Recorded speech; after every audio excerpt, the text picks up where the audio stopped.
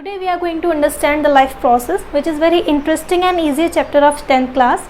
So let us understand the life process by the definition. It is very easy to understand, right? So what is the definition of life process?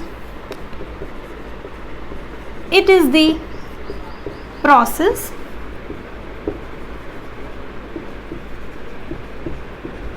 which includes all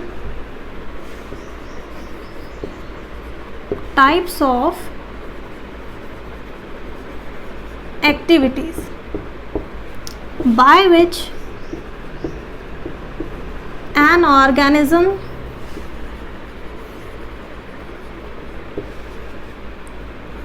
can easily survive, right, to the environment.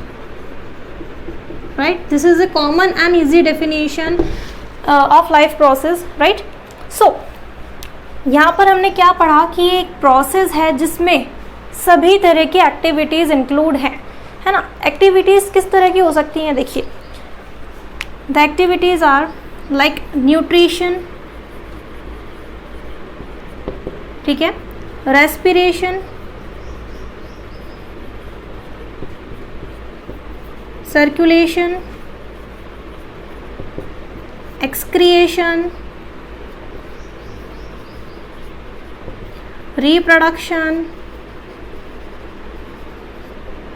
right, and movements. क्योंकि हम living organisms हैं तो we are able to move, right? So these are some activities, ठीक है। ये कुछ activities हैं जिसके थ्रू एक ऑर्गेनिज्म के अंदर ये सारी एक्टिविटीज़ होती है ना, बाय विच, ये लिखा है हमने, by which an organism can easily survive. अगर ये एक्टिविटीज़ नहीं होंगी तो the organism can not be survive easily, right. So ये एक्टिविटीज़ होना बहुत इंपॉर्टेंट है, they play an important role in our body, ठीक है। और हमारी बॉडी के अंदर तो ये एक्टिविटीज़ जो हैं ये हमेशा होती रहती हैं हमारी बॉडी के अंदर, ठीक है। 24 आवर्स वर्क करती हैं, ठीक है। न्यूट्रिशन जो है हम लेते हैं, इनटेक ऑफ न्यूट्रिएंट्स, अभी हम डिस्कस करने वाले हैं थोड़ी देर में कि कैसे न्यूट्रिशन हम लेते हैं, किस फॉर्म में न्यूट्रिएंट्स को जो है एब्जॉर्ब कर लेते हैं, और उसके बाद में न्यूट्रिशन के बाद में हमने उसके बहुत सारे टाइप्स को डिस्कस करना है, ठीक है। This topic is nutrition, right. Basically nutrition is very important in our body. हमारी बॉडी में बहुत इंपॉर्टेंट जो फैक्टर है वो न्यूट्रिशन ही है, और न्यूट्रिशन के थ्रू जो है हम किसी भी तरह का वर्क कर सकते हैं, क्योंकि न्यूट्रिशन के through we get energy, right. So how we get energy, like this is the definition of nutrition, intake of nutrients from food, ठीक है। फूड से हमें क्या मिलते हैं, यहाँ पर न्यूट्रिएंट्स मिलते हैं हमारी बॉडी में, ठीक है। फूड किसी भी फॉर्म में हम लेते हैं, ठीक है, चाहे वो कार्बोहाइड्रेट्स है, फैट्स हैं। बेसिकली हम जो है न्यूट्रिएंट्स को हम इसीलिए डिस्कस करें क्योंकि न्यूट्रिएंट्स क्या हैं, like carbohydrates, fats, vitamins, minerals, proteins and many more, right? So by the help of nutrients we get energy and we can do any type of work, right? हम किसी भी तरह का फंक्शन, किसी भी तरह का वर्क कर सकते हैं, मतलब हमारी बॉडी के अंदर जो न्यूट्रिएंट्स हैं वो प्रेजेंट हैं, ठीक है। और उन न्यूट्रिएंट्स से हमें क्या मिलती है, एनर्जी मिलती है, और अगर हमारी बॉडी में एनर्जी है तो we can do any type of work, right. So this is the main important role of the nutrition, right. Now let us discuss the types of nutrition. Basically there are of two types of nutrition: autotrophic nutrition and heterotrophic nutrition, right? First we discuss autotrophic nutrition. Basically if we break this term, the meaning of auto is called as self, right, and trophic means nutrition, ठीक है।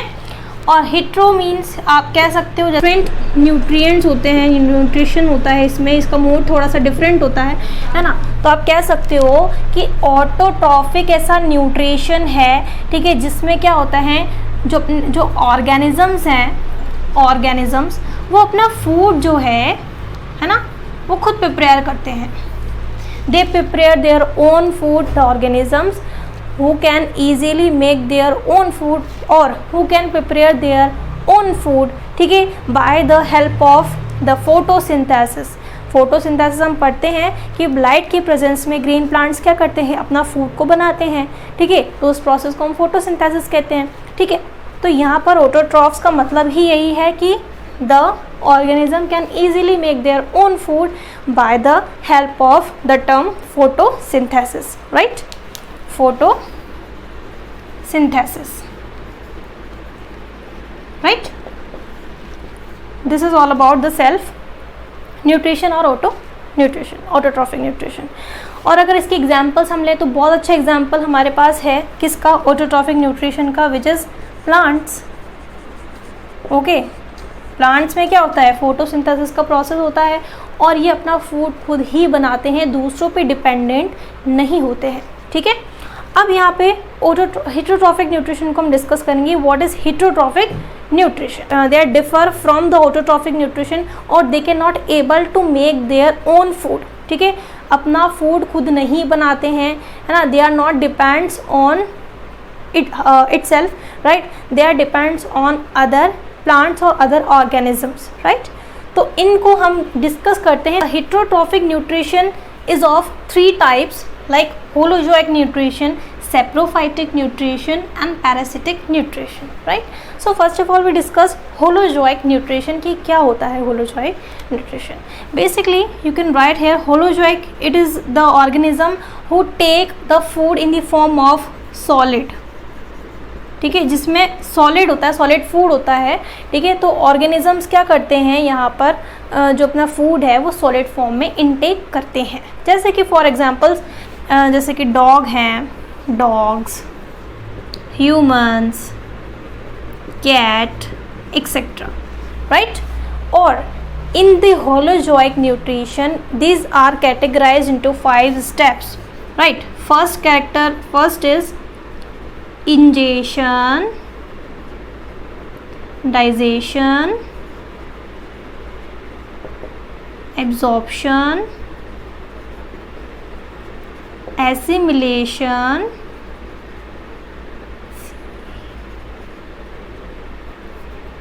and egestion. right, so let us discuss the ingestion.